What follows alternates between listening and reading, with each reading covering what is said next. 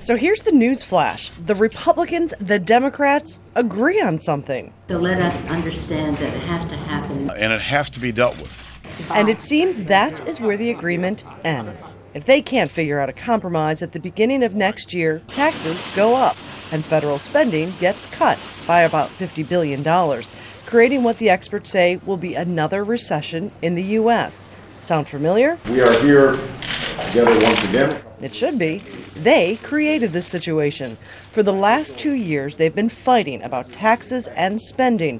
When they couldn't agree then, they came up with a plan. Dramatic across-the-board spending cuts if these people couldn't make a deal. They couldn't, so here we are. And the arguments haven't changed. But it's time for the president and Democrats to get serious about the spending problem that our country has. He will not sign an extension of the Bush-era tax cuts for top earners.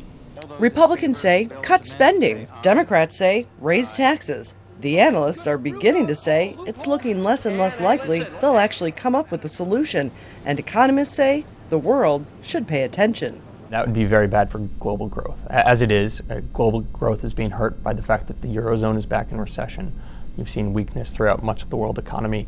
So now the president is trying to change this now familiar game, mobilizing the grassroots supporters that got him elected. Call your members of Congress. Write them an email, post it on their Facebook walls.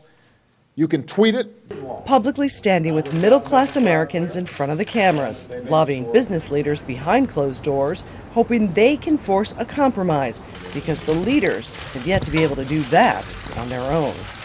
Patty Culhane, Al Jazeera, Washington.